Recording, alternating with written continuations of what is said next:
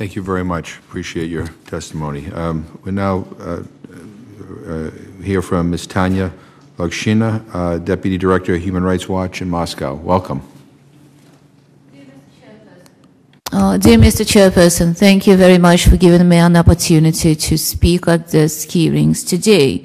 There has never been a more important time in post-Soviet era for the United States to articulate a clear policy on Russia's adherence to international human rights standards and make human rights concerns a key part of the agenda with the Russian Federation.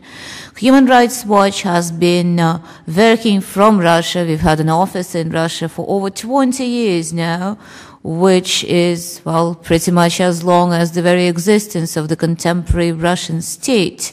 And we firmly believe that this political crackdown that we are witnessing today has been truly unprecedented. Now, in my written testimony, which you have at your disposal, I've provided an analysis of the new laws severely undermining freedom of expression, freedom of association, freedom of assembly, and providing tools to put pressure on activists. The testimony also refers to specific cases of attacks at human rights defenders, journalists, and other sorts of whistleblowers. It emphasizes the full-blown human rights crisis in the North Caucasus region of Russia and describes human rights abuses in connection with preparations for the 2014 Olympic Games in Sochi.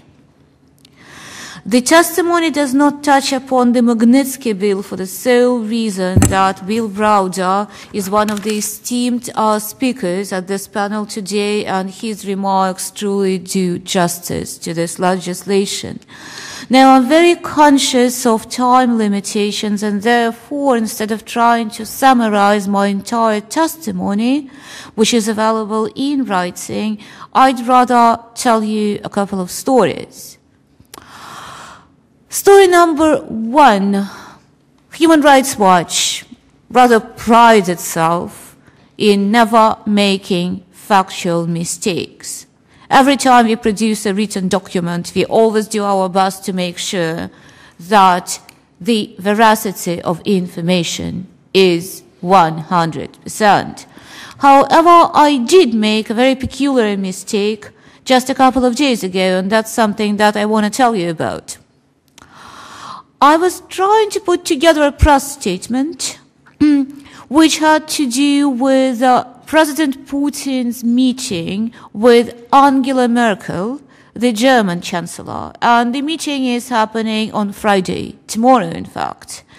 And in that press statement, I was naturally emphasizing all those draconian laws that got adopted in recent months. And I made a special emphasis on the law on state treason, which we believe to be particularly detrimental to Russian civil society. And when doing that, I actually noted that Mr. Putin, on November 12th, at his meeting with his own newly appointed Human Rights Council, actually said in response to some concerns raised by the Council's members that he was indeed willing to look into that law and to see whether the definition of state treason as provided by this law just adopted by the Parliament does appear to be too broad and too vague. At that time, he has not signed the law yet. So I was arguing in that press statement that indeed it was a great window of opportunity for the German Chancellor to intervene and to tell President Putin not to sign the law, especially as he just publicly declared his goodwill to reconsider. I finished the press statement and I sent it on. It never entered my mind, in fact, to check for new developments several hours later, because no matter how pessimistic I was about the recent developments in Russia, I still did not think that Mr. Putin would, on one and the same day, say that he was willing to reconsider and he was actually willing to look into the law once again and then sign it into force just 2 hours later. But that's actually what happened. And next morning I realized, with the press statement already out, that for the first time in my 5 years with Human Rights Watch, I actually made a factual mistake in a published document. I don't think it's my fault, frankly. I think Mr. Putin is rather responsible for this, and I'm a bit upset about what happened. Secondly, whenever Russian officials speak about the foreign agents law or the NGO law, they keep saying, well, there is nothing special about this piece of legislation. It's very similar to the laws that people have in many European countries and also in the United States of America. The law, however, is clearly aimed at marginalizing and demonizing civil society in the public eye, especially as in the Russian language, foreign agent as an expression has a clearly negative connotation and can only be interpreted as quote-unquote foreign spy. Now, the law itself has not come into force yet. That's going to happen on the 21st of November. But it's already working in practice. And I can tell you about how it's already working by using, again, another specific example from my own experience. At the end of August this year, together with a colleague from Human Rights Watch, I was in a very remote region of Russia, trying to get a sufficient number of interviews on a topic which, in my opinion, really had no political sensitivity whatsoever. It was not about police torture, it was not about human rights abuses relevant to counterinsurgency in the North Caucasus, it was not about violent dispersal of demonstrations in Russia's capital by police. It was actually about access to palliative care for terminally ill patients, something that every Russian family can relate to, especially as the cancer rate in the country is so absolutely staggering, and functional palliative care institutions simply do not exist. Now, the particular region where we traveled, in fact, developed some very interesting positive practices, quite unique in Russia, in that sphere. And what we wanted to do was to document those positive practices and to actually tell a positive story, saying there is domestic experience. Therefore, this can't be done, and this can't be done today. Well, we were interviewing medical workers there for 2 days. On the third day, we were summoned to the local Department of Health. And there we were interrogated, literally, for an hour by local officials, asking us questions coming straight out of a Soviet spy film. It was literally along the lines of, who gave you the permission to travel to this particular region? Who gave you the permission to be talking to medical workers? Who paid your way? Who paid your plane ticket? Who is paying your travel costs? What is the actual purpose of your exercise? How come you decided to focus on this particular topic, and so on and so forth? Well, I've been doing human rights work in Russia for 14 years now. And out of them, for 10 years, I've been working in the North Caucasus, which is the most sensitive region in the country. Never before had I been asked such questions. So even though the law has not come into force, it's definitely working as we were treated, quote-unquote, as foreign agents. And when I returned to Moscow just several days later, I discovered a very peculiar document circulating on social networks, which was authored by the head of administration for another Republic of Russia, a place called Mariel in the Volga region. And in that document, directors of all sorts of regional departments and services were instructed to make sure that their staffers have nothing to do with foreign non-governmental organizations and foreign funded groups, because that was too politically sensitive.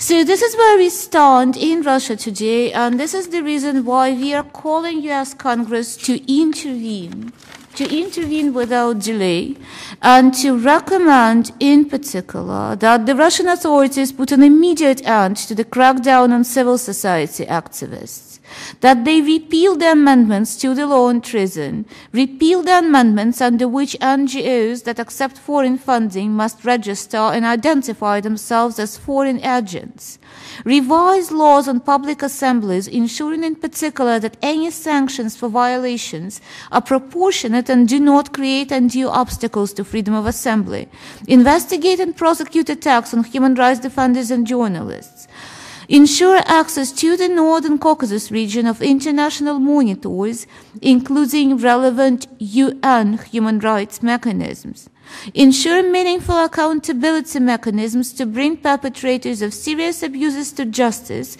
and ensure transparency regarding investigations and prosecutions undertaken, including their outcome. Stop the practice of extrajudicial executions, enforced disappearances, abduction-style detentions, and other abuses in the North Caucasus.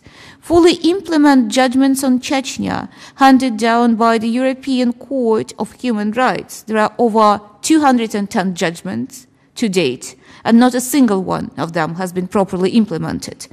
Finally, ensure protection of all workers employed in Olympics-related sites, and also establish an independent commission to investigate and report on labor-related abuses related to Olympic venues.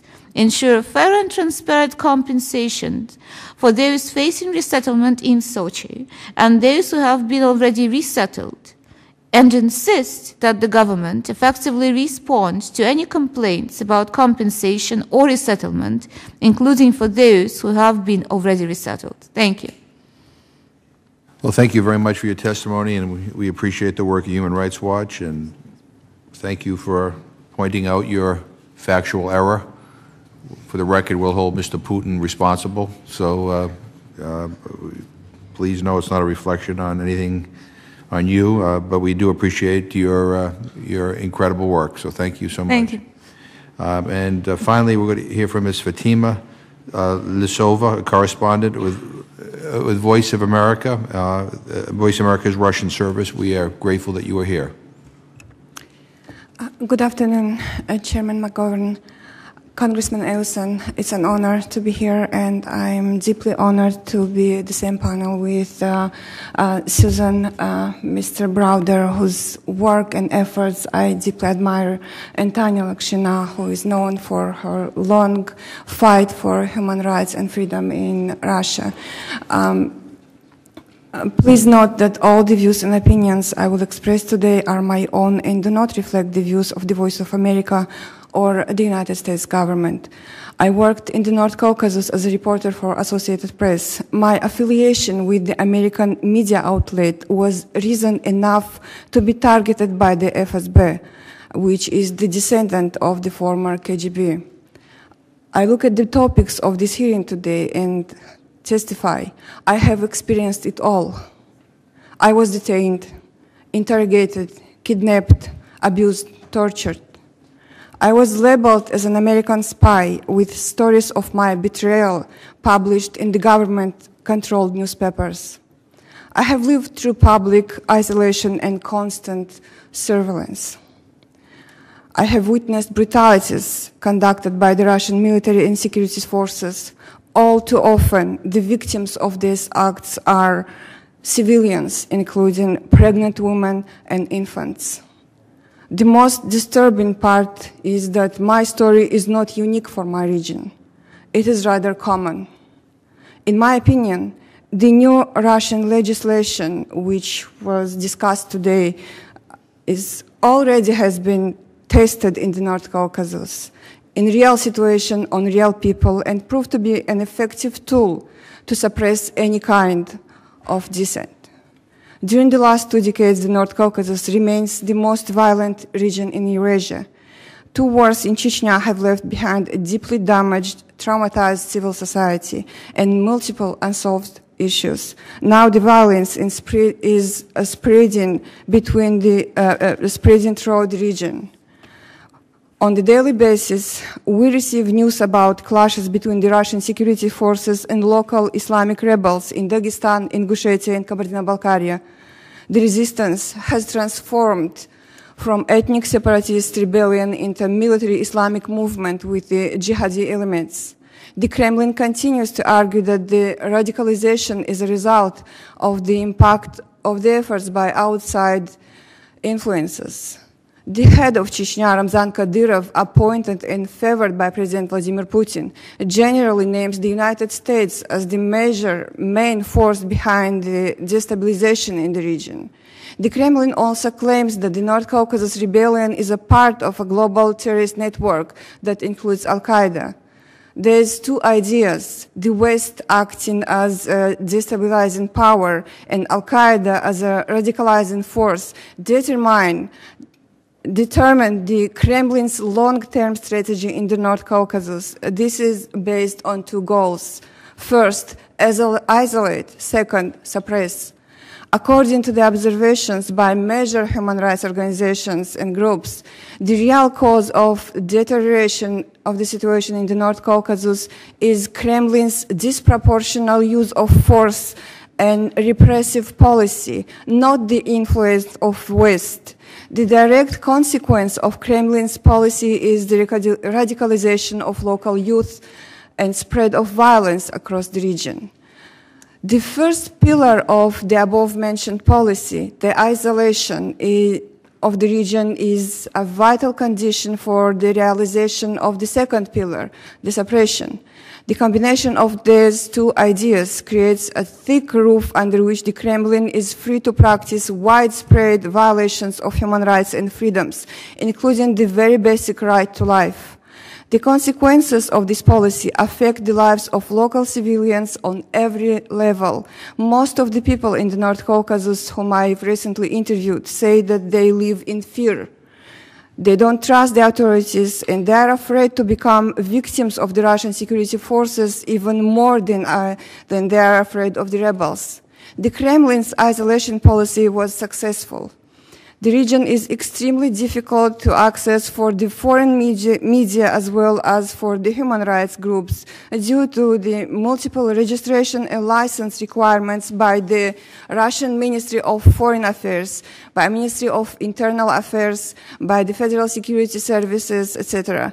Local media and individual reporters are often targeted and oppressed by the FSB, to the point where self-censorship becomes the principal rule of survival. This is equally true about civil or political activists and independent lawyers. Russian authorities often like to draw parallel between the US operation in Afghanistan and the Kremlin's policies towards the North Caucasus. The comparative statistical data shows that this parallel is not valid for the Russians. For example, let us look at the numbers of the US casualties during the active phase of the wars in Iraq and Afghanistan in 2009 and compare them with the numbers of Russia's casualties in the North Caucasus. In 2009, the Russian forces lost around 960 servicemen in the North Caucasus. The US casualties combined in Iraq and Afghanistan equals 307 troops.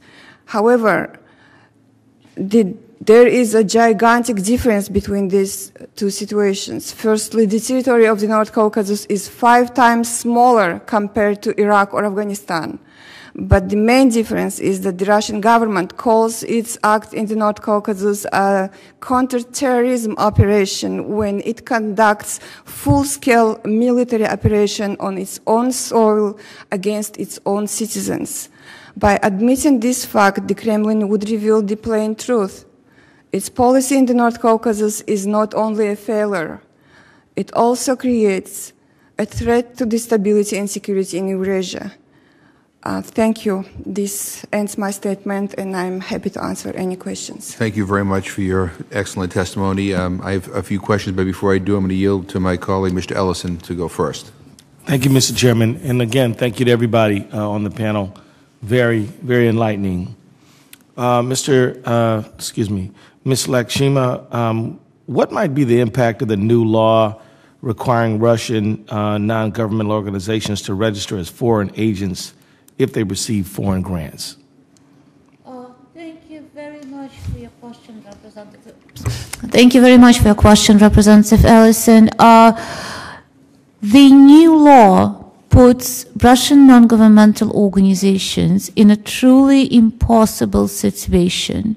It's not like they have to wait for the Ministry of Justice to assign that label of a foreign agent to them. It's that they effectively have to volunteer, that they have to come forth of their own volition and declare themselves as foreign agents, which reads foreign spies. And that is something that genuine human rights groups working for public interest in Russia just cannot do. First and foremost, because it's completely not true. They're not foreign agents of any sort. Secondly, because they fully realize, like we do, that the whole objective behind this exercise is to demonize them in the eyes of the public.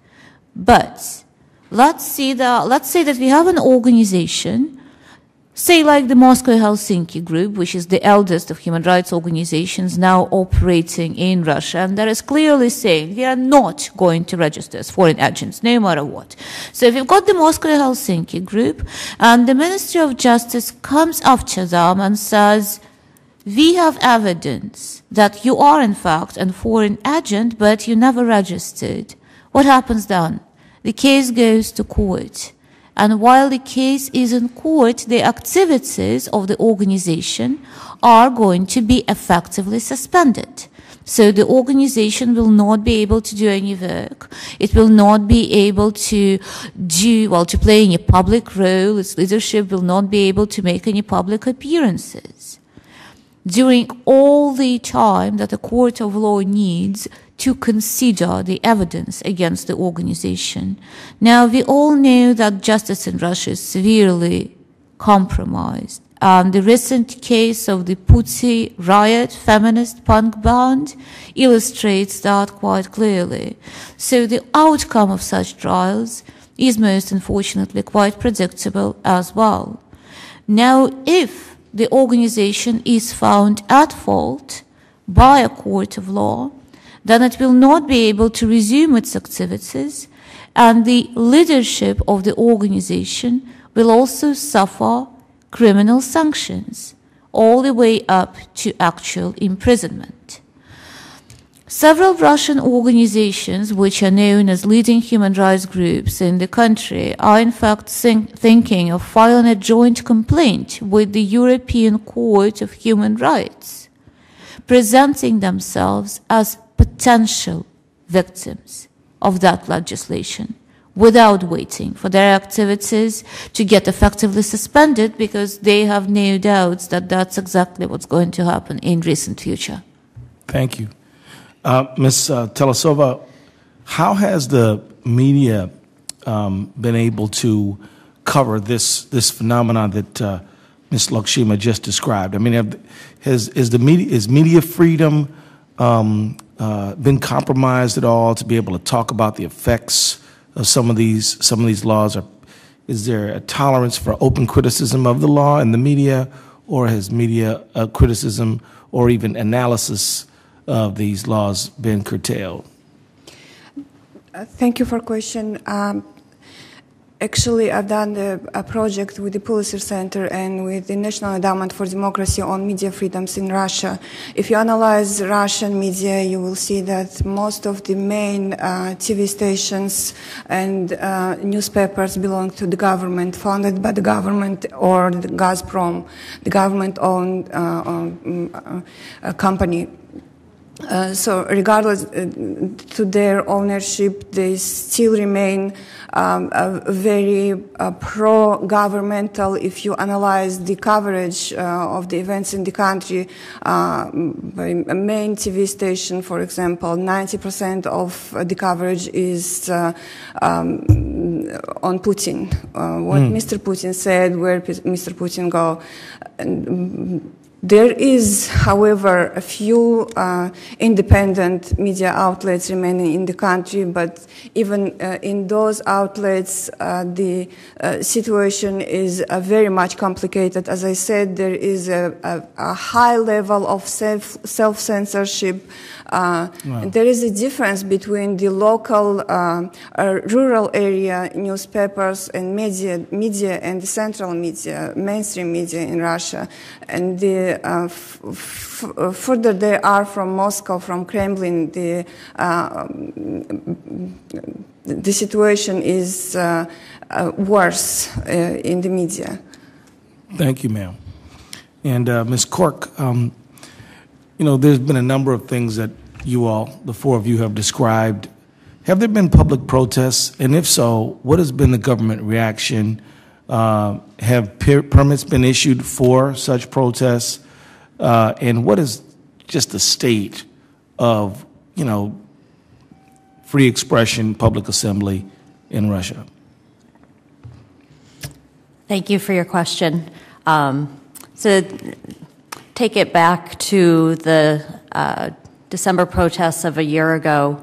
I was in Moscow at the protest that day, walking into the protest with some other Russian human rights activists, and amazed to see 100,000 people coming out on the streets with white ribbons.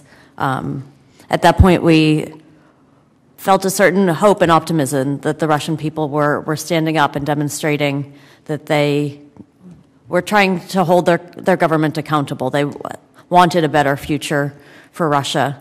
And rather than, for Putin, that was his greatest fear come to life, that this new demographic, the young and the old, the professionals all coming to the street.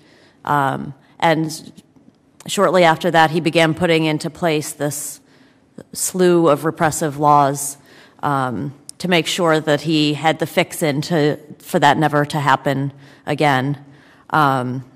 With the passage in June of the new legislation on unsanctioned demonstrations, Tanya also spoke about this, that now there's severe financial penalties, the possibility of jail time. Recent protests, understandably, as the law intended, makes it a much more difficult choice to take to the streets.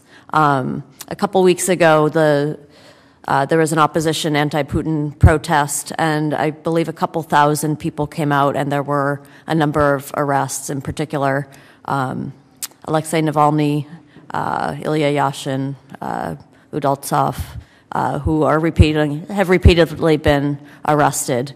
But in combination, the variety of laws have certainly had a chilling effect on people's willing to freely express themselves and come out to the streets and protest. Could you elaborate on the prosecution of Udaltsov? Could you express sort of what concerns you may have in terms of the opportunity of those opposition leaders to get due process? How do you view the prosecutions?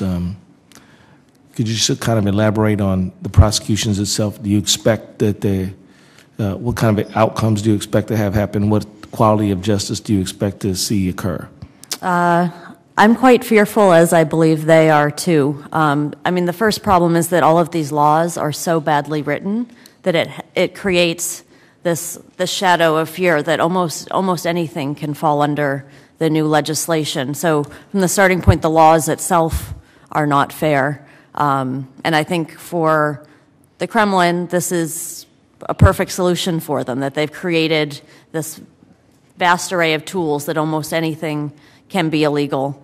Add to that the courts have, are not independent. They are closely aligned with the Kremlin, and President Putin has been very clear in signaling which direction he wants things to go. So and the Pussy Riot trial too, we talked about earlier. The intention is clear that those who are arrested and given the new legislation, I do not think there's much of a chance for them to have a fair hearing in Russia today. And finally, Mr. Browder, how is the international community, in your view, reacting to the events that you all have just described? And what I really mean is, what's the quality of the reaction? Is the reaction of the region appropriate? Does it meet the urgency of the moment? And even the United States, are we doing enough, and what more should we be doing?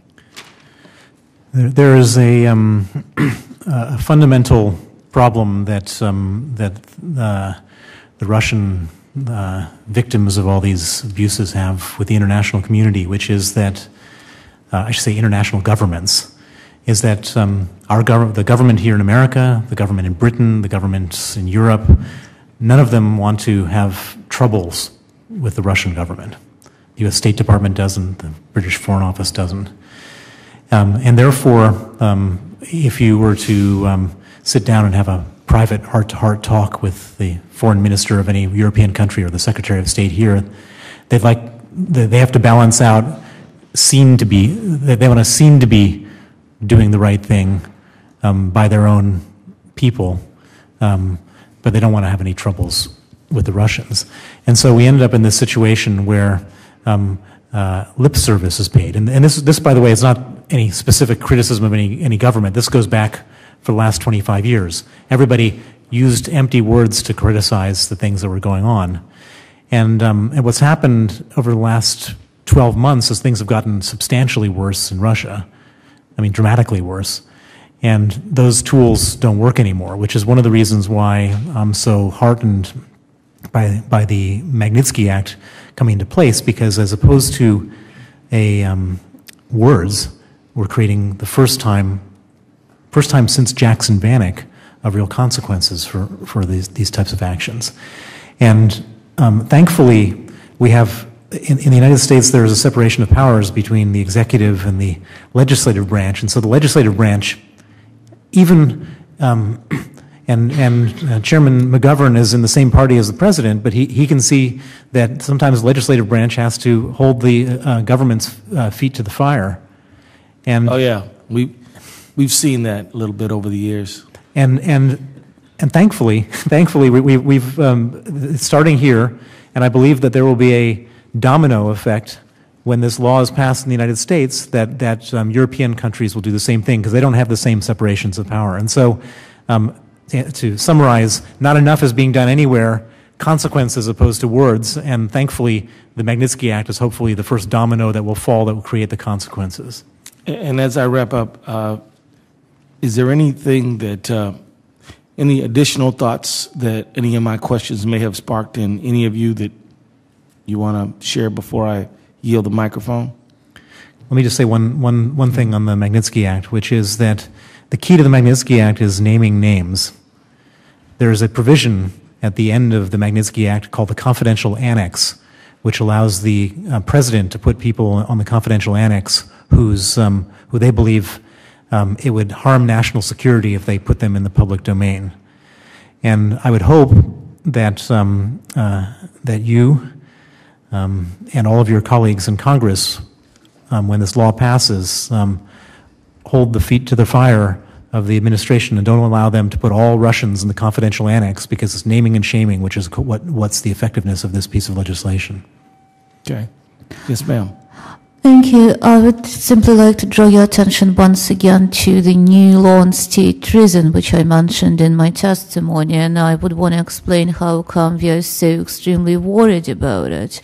While the new definition of treason in Russia effectively incorporates provision of information to a foreign or international organization, it doesn't even matter governmental or non-governmental, as long as the information essentially pertains to national security issues.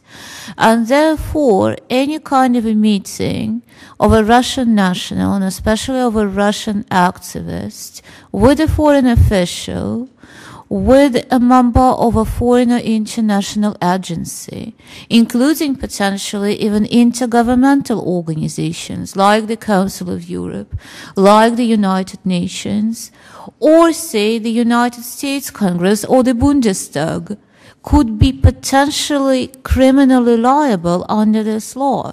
And so we believe that the very objective behind the law is actually to discourage Russian nationals from being engaged into any sort of international advocacy.